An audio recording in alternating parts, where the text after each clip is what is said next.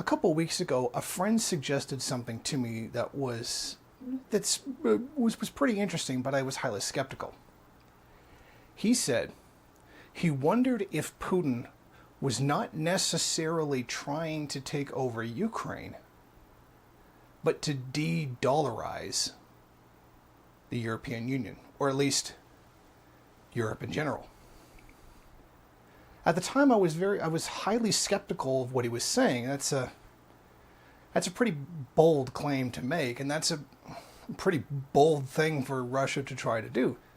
It seemed very much to me, the whole NATO in Ukraine thing seemed to be the actual reason that Putin was doing this, and it seemed all perfectly rational to me. But now some new information has come out, and there seems to be some kind of evidence for what he was saying. Whether or not it's true remains to be seen. But it is interesting what is being shown. The U.S. put sanctions on Russia for the invasion of Ukraine, meaning you can't buy gas from Russia anymore, and the European allies are being encouraged not to, as well as the other European countries that frankly don't even want to be a part of this conflict. They want to stay out of it. But since the purchases are all made in U.S. dollars, and U.S. dollars are the world's reserve currency, the U.S. can dictate that no U.S. dollars are going to go into Russia for gas. Well, there's always a way around that, and that should be obvious. Have Russia come out and demand that payments must be made in rubles, not U.S. dollars. If you want to continue getting our gas and being able to heat your homes and run your economy, you're going to have to pay us in rubles. Now, in theory, that's perfectly good. Well, the U.S. is trying to get European allies not to use the gas, and some of them are going along with that. They're starting to build alternatives. Norway has started to increase its own gas production in order to meet the demand for those who want to get away from Russia, etc. But that's pretty far off. And you kind of need gas right now. So, the Prime Minister of Italy suggested, technically you could just buy it with rubles. And that would be perfectly legal. Now, he would know. He was formerly the head of the European Central Bank. So he's got some knowledge in that area. Well, you see, the thing is, now only a couple hours before I recorded this video, the European Central Bank just decided to say, to hell with it. Yeah, you can go ahead and purchase Russian gas in rubles, and it's perfectly legal. You're not violating the law. Go ahead. Now, this is pretty significant because a lot of European countries still want to and need to buy gas from Russia despite U.S. objections. You can't just simply cut off, your energy supply overnight over this situation, no matter how much they may feel morally they have to do so. It's not simple just turning off your own electricity like that. So, instead of trying to write a law or a sanction that would correspond to U.S. interests, which is normally what the European Union would do to a large extent, they've essentially decided to just let it go. I think they've realized the necessity here.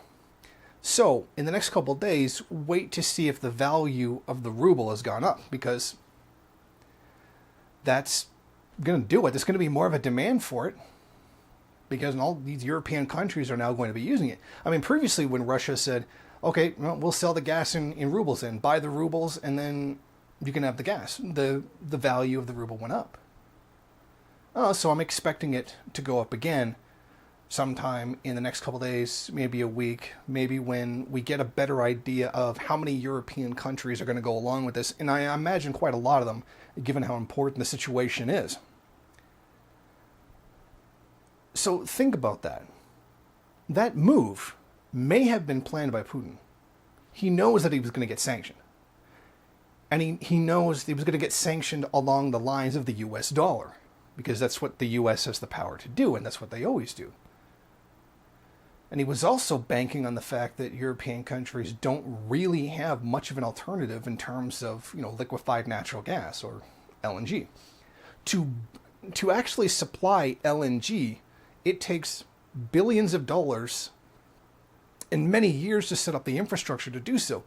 You have to take it, liquefy it, send it out, regas it, all kinds of huge processes for being able to transport it.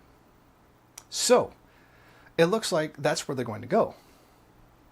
Now, what also came out today is the International Monetary Fund has decided to increase the weight of both the US dollar and the yuan. Now, normally this is called weighted currencies. Now, this is a little bit technical. When you have an exchange rate, you have X amount of dollars for X amount of rubles, right? A weighted currency index assigns a number to a currency not based on the value of the currency, but the volume of economic traffic assigned to it, which means you can have a low value currency, but still have a high volume of economic traffic. You can still do a lot of trade. For example, the Chinese yuan is not very big. It's not very powerful, but it takes on a lot of economic activity because it's low enough to be able to export greatly to many other countries.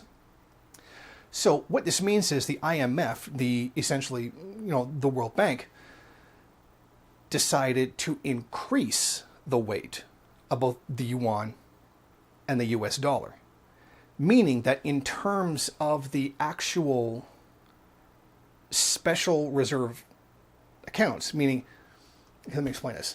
There is like a kind of pseudo currency that exists only within the World Bank. When one country has trade with another, they can sometimes use that special currency to pay off whatever it is that they owe another country. And that currency that's only within, special withdrawal reserve accounts is based on a basket of several other commodities, which is largely determined by the weighted currencies, or sometimes called a broad index. So the money, the pseudo money that the World Bank uses itself to settle accounts between countries is becoming more reliant on the US dollar and more reliant on the yuan based on the amount of traffic. Now, things like the yen, the pound, the euro have all gone down. Some of it, gone down less than 1%, less than 1%. But there's been a significant increase in both the dollar and the yuan.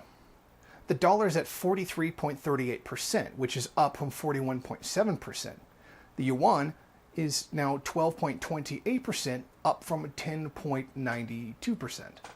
Now, what happens is this index is updated every 5 years by the International Monetary Fund. Yeah, like every 5 years, depending on the amount of economic activity. The last time it was updated was 2017.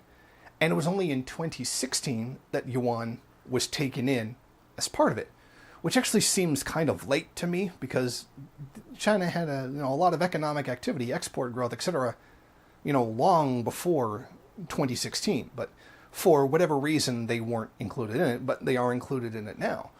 So which means the yuan is still climbing very, very fast in terms of how long it's been there. Now, the U.S. still holds a commanding lead at like 43% of that allotted weight. And China is still only 10%. But China is climbing. And it's taking mostly spots or taking weight away from other currencies to compete with the U.S. dollar. Now, the U.S. dollar being in a hegemonic position is obviously nothing new. It's been there since the Bretton Woods Agreement. But China is now starting to grow in that regards. Now, it's still, a quarter of what the U.S. is, but it's climbing, and that's what's important. And I think that's a part of a larger strategy by both China and Russia to undermine the United States and the hegemonic position that it does have. So I think that there's some credence to what my friend was saying, that, along the line somewhere, there's going to be to some degree or another, not like an absolute, but to some degree or another, a reduction in the dollarization of the European Union and other European countries in general.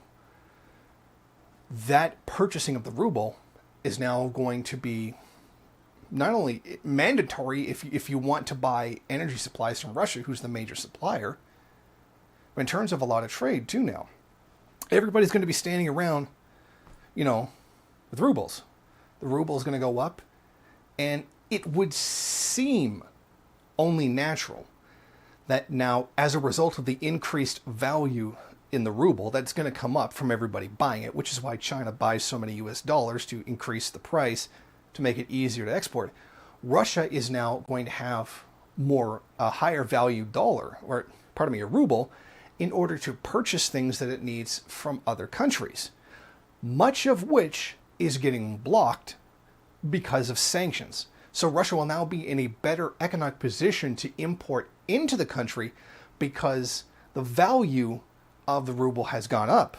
And the more valuable the ruble, the more power it has to purchase. And that's going to make it even more attractive to other countries, particularly in Europe and to some degree Asia and Africa, to sell goods, natural resources, whatever, because of the increasing value of the ruble.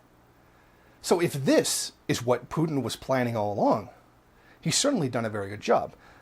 But again, a lot of this is just speculation on my part and my friend's part.